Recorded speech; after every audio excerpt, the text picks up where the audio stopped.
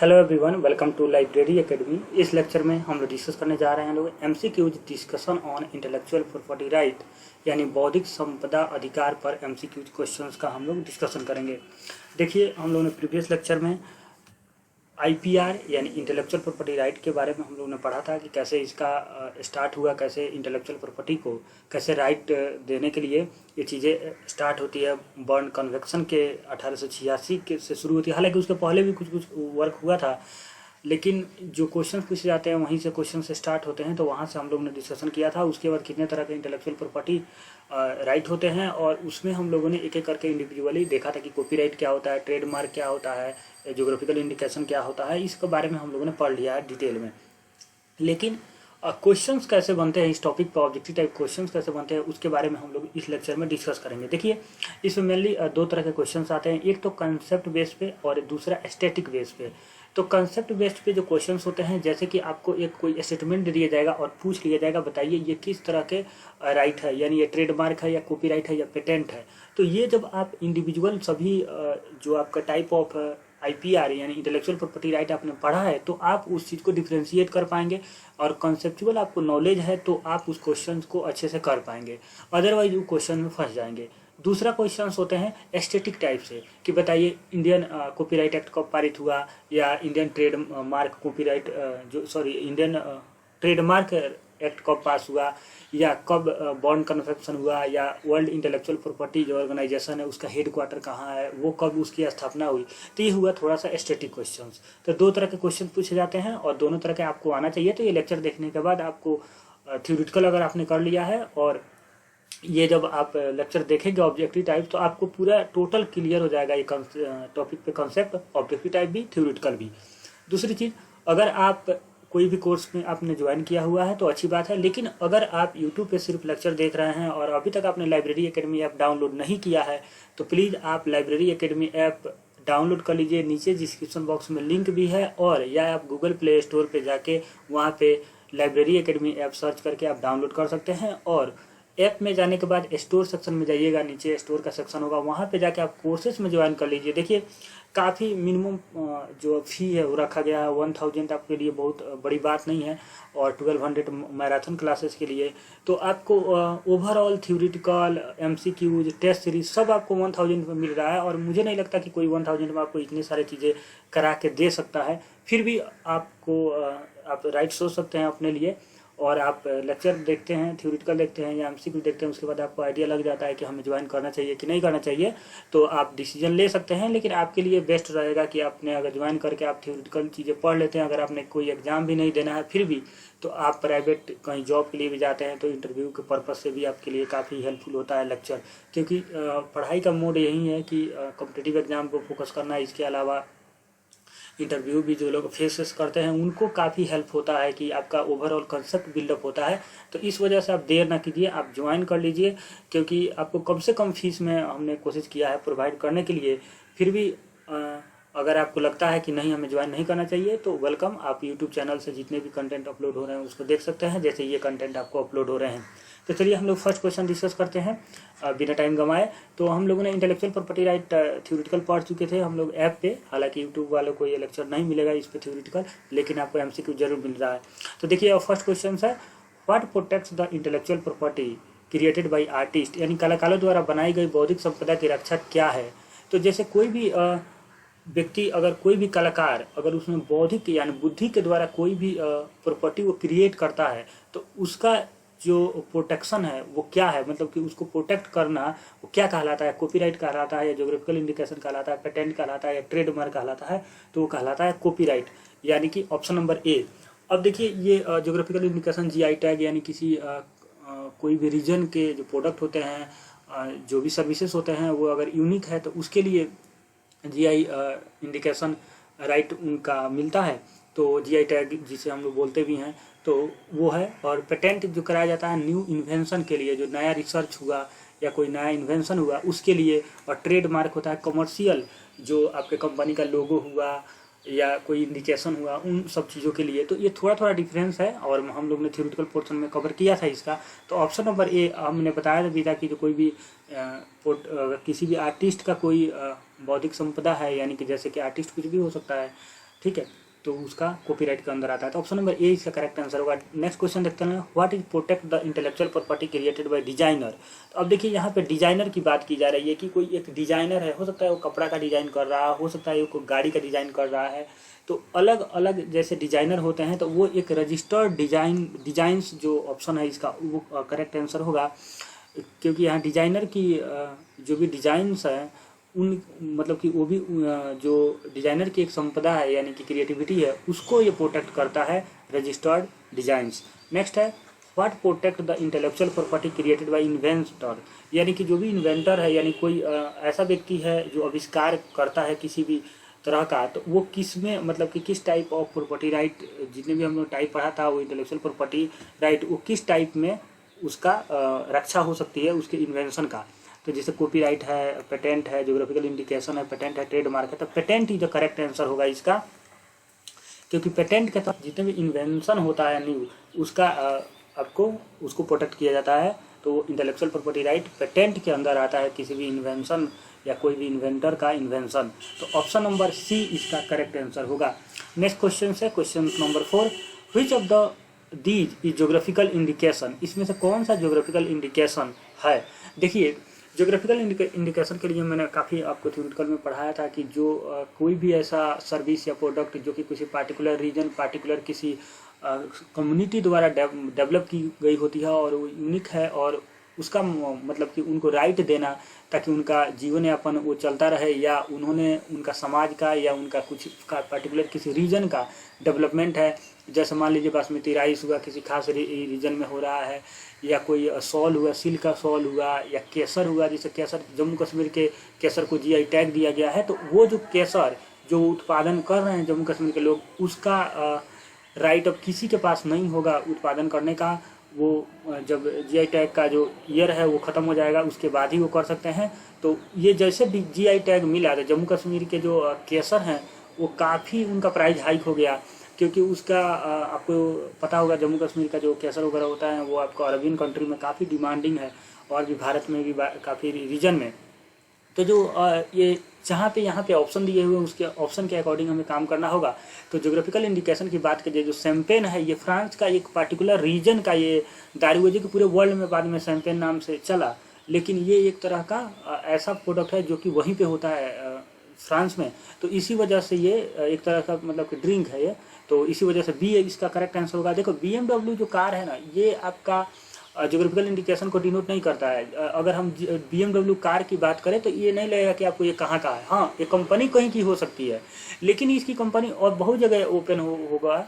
मतलब कि जैसे BMW अपना प्लांट भारत में भी लगा सकता है, रशिया में लगा सकता है, चाइना में लगा सकता है। तो ये आपको आइडिया नहीं लगेगा कि ये BMW कहाँ की है। हाँ, लेकिन BMW कंपनी कहाँ की है ये पता चल जाएगी, लेकिन वो प्रोडक्ट से आपका ज्योग्राफिकल इंडिकेशन नहीं तय होगा। लेकिन शैंपेन से आपको पता चल गया कि शैंपेन कहाँ का प्रोडक्ट है, ये फ्रांस से है। और प्ले स्टेशन कोई मतलब नहीं है, WW से आपको कोई मतलब नहीं है, तो आप समझ सकते हैं ऑप्शन नंबर बी इसका करेक्ट आंसर होगा। नेक्स्ट है, what does a trademark protect, trademark जो है वो किस चीज़ को प्रोटेक्ट करता है। तो देखिए लोगो, नेम और ब्रांड। जो लोगो होती है कंपनी का, नेम होती है कंपनी का और ब्रांड होती है कंपनी का, वो सभी ट्रेडमार्क के अंदर आती है, यानी ट्रेडमार्क एक्ट के अनुसार उनका प्रोटेक्शन मिलता है। जैसे कि कोई डेल का लोगो है, डेल लैपटॉप का लोगो है, उसका लोगो पे कोई दूसरा कंपनी नहीं बना सकती। फिलिप्स के लोगो पे कोई दूसरा कंपनी उस पे नाम से भी नहीं बना सकती, उसके लोगो से भी नहीं वर्क कर सकती। तो इस तरह ताकि उनका यूनिकनेस जो है या उनका सर्विस दे रहे हैं वो उसमें मतलब कि दूसरा कोई उनके साथ धोखेबाजी ना कर दे उस कंपनी के नाम से। इस वजह से ये सब प्रोटेक्शन दिए गए हैं। तो ट्रेडमार्क प्रोटेक्शन आपको लोगो, नेम और ब्रांड को प्रोटेक्ट करता है। 5 का ऑप्शन नंबर सी हो जाएगा। यानी 6 नंबर क्वेश्चन देखिए, in India how long does copyright last, यानी भारत में कॉपीराइट कितने समय तक रहता है। तो देखिए भारत में कॉपीराइट का कंसेप्ट यही है कि कोई भी व्यक्ति जब तक जिंदा रहता है तब तक उसको उस जो भी उसका क्रिएशन होता है उस पर उसका कॉपीराइट है, यानी कि उसका अधिकार है उसका कमर्शियल यूज करने का, या उसको अपना कॉपीराइट किसी और को भी देने का अधिकार है, या उसको कमर्शियल बेच सकता है, या उसको पब्लिक के लिए फ्री कर सकता है, उसकी मर्जी है।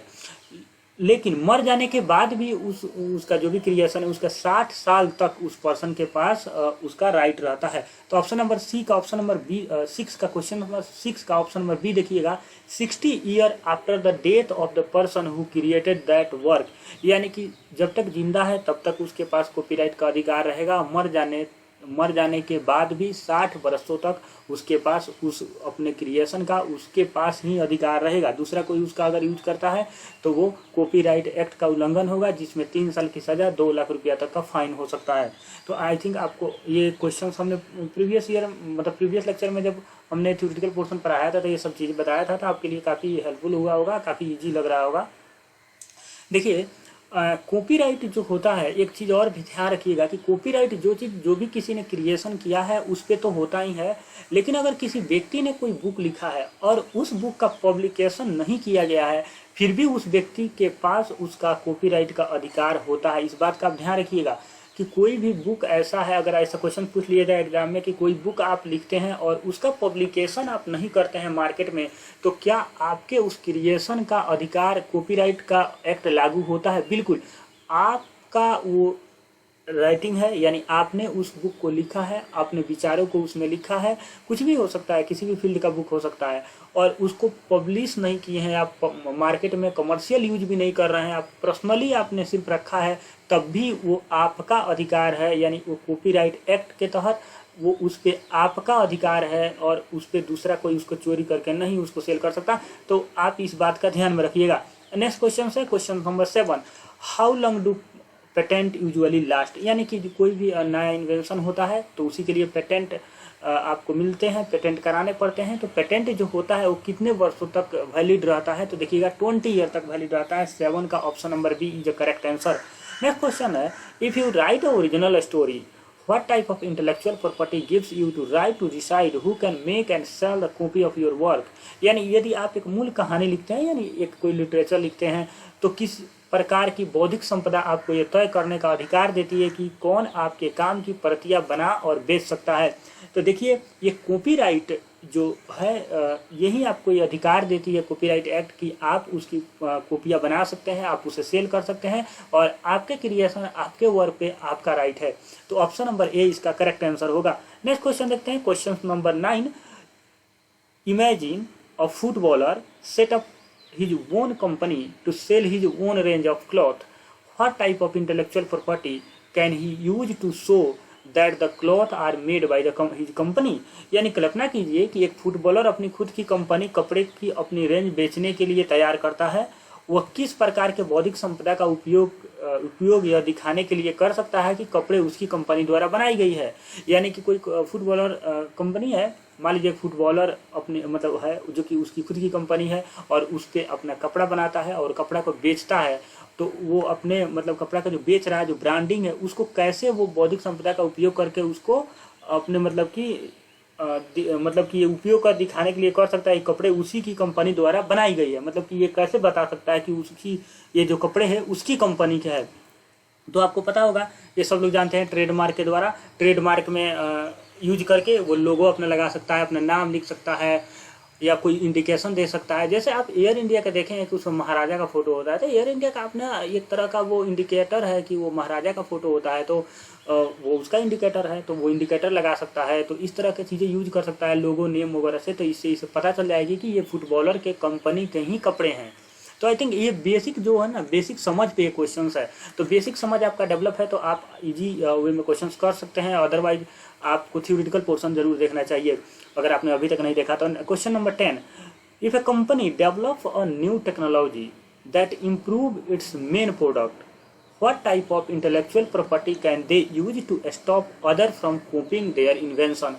यानी कहने का मतलब है कि यदि कोई कंपनी एक नई तकनीक विकसित करती है, यानी नया टेक्नोलॉजी कुछ डेवलप करती है जो किसी मुख्य उत्पादन को बेहतर बनाती है, यानी किसी प्रोडक्ट को वो बहुत बेस्ट वे में बना रही है, तो वो दूसरे को अपनी आविष्कार की नकल करने से रोकने के लिए किस प्रकार की बौद्धिक संपदा का उपयोग कर सकती है?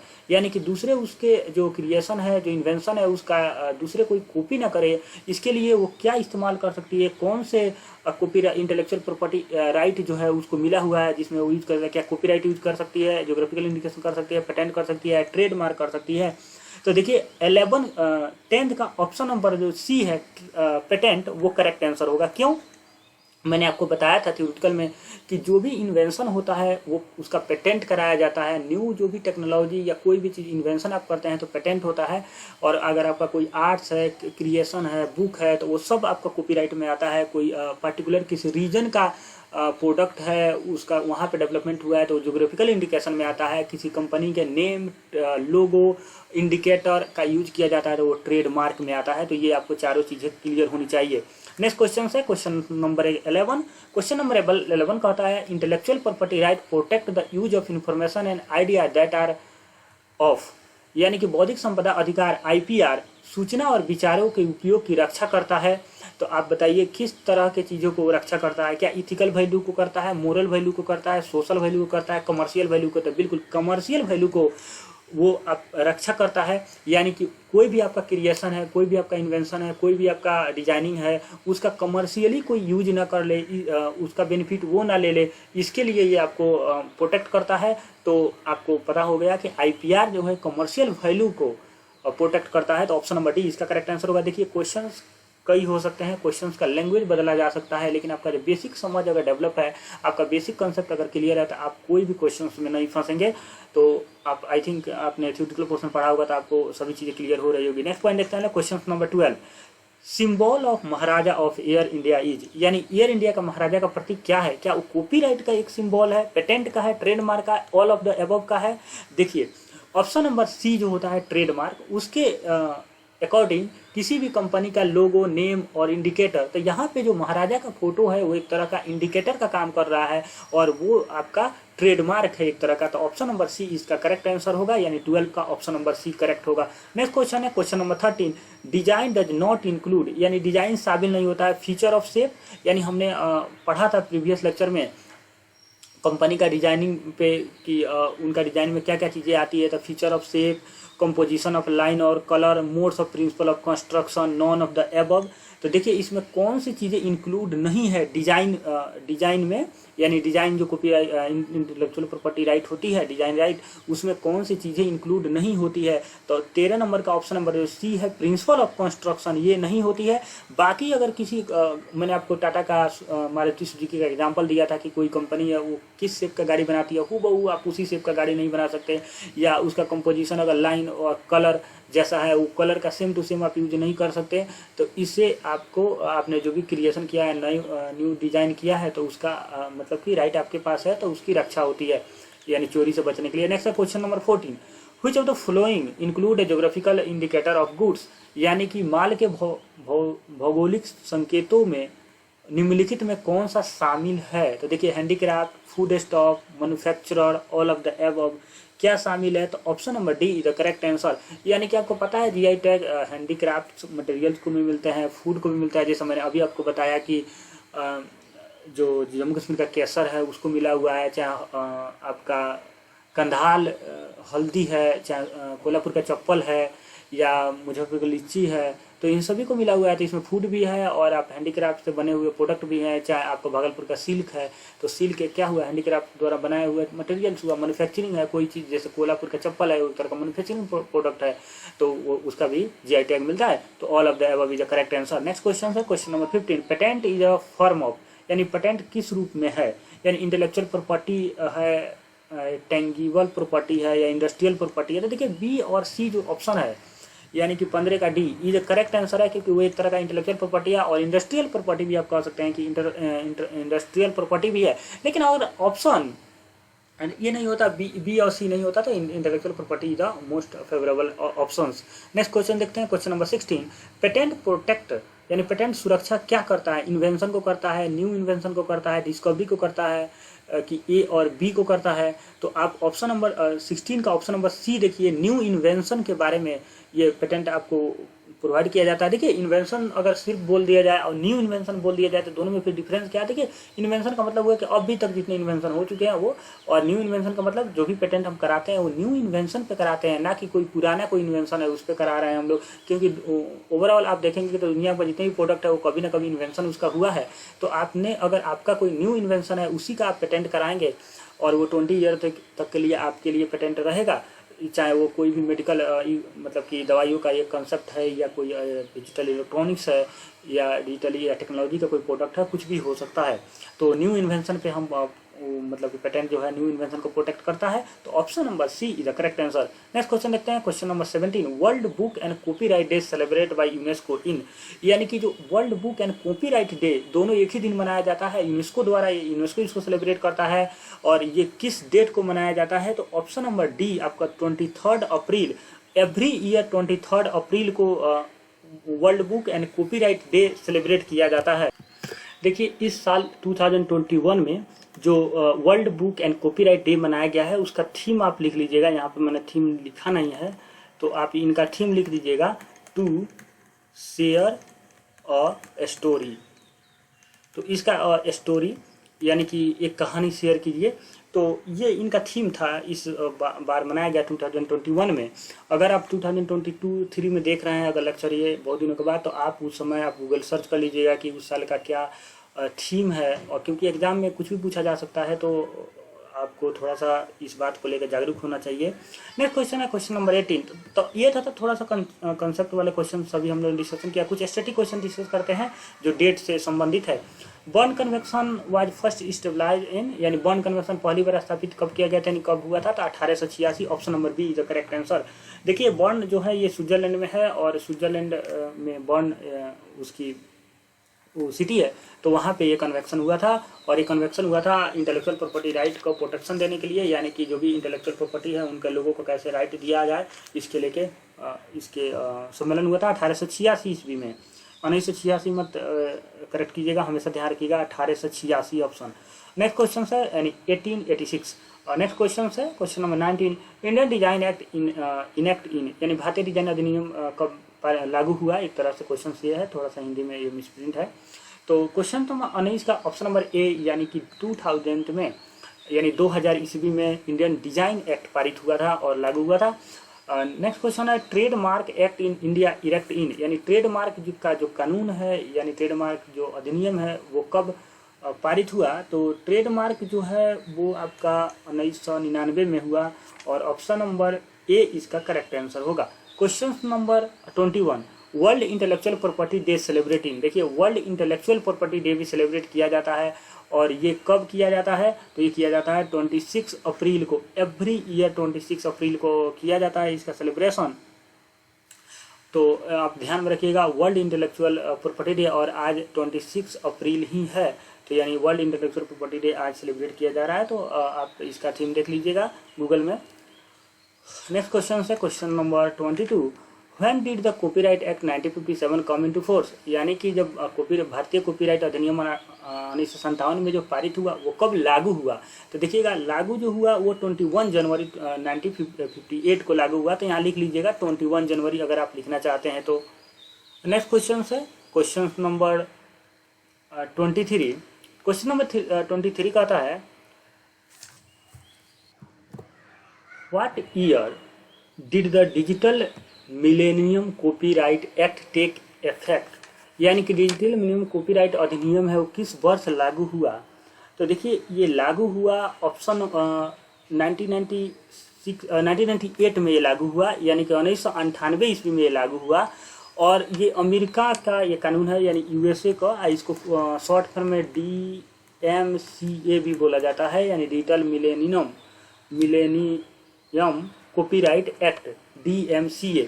और ये आपका 1998 एक्ट में लागू हुआ। और बेसिकली ये कोई भी जो रिटन में बुक है उसका डिजिटल फॉर्म में आप उसका यूज नहीं कर सकते, यानी कमर्शियल आप पर्पज से आप नहीं बेच सकते। इस चीज़ के प्रोटेक्शन देता है ये कानून। नेक्स्ट क्वेश्चन है question number 24। When was the world intellectual property organization WIPO stabilise, यानी WIPO जो है WIPO यानी वर्ल्ड इंटेलेक्चुअल प्रॉपर्टी ऑर्गेनाइजेशन, इसकी स्थापना कब हुई? तो देखिए 24 का ऑप्शन नंबर ए 1967 यानी 14 जुलाई 1967 को वर्ल्ड इंटेलेक्चुअल प्रॉपर्टी ऑर्गेनाइजेशन की स्थापना हुई, और ये भी स्विट्जरलैंड में है। आप इस बात का ध्यान रखिएगा।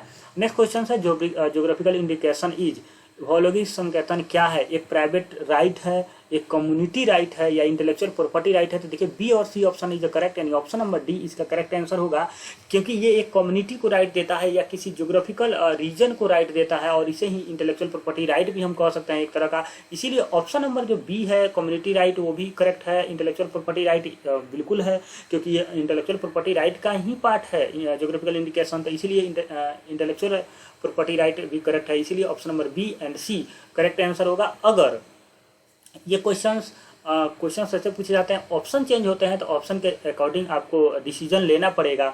आपके पास अगर थ्योरेटिकल आपने पढ़ा है, अच्छे से समझा है, तो ये आप इतना एबल हैं कि आप डिसीजन ले सकते हैं। मैंने लास्ट में ये MCQ का सभी का क्वेश्चन नंबर का आंसर की रखा है, ताकि आपको अगर देखना हो ऐप में तो आप देख सकते हैं, ऐप में अपलोड रहेगा। Thank you for watching. मिलते हैं नेक्स्ट लेक्चर में नए टॉपिक के साथ।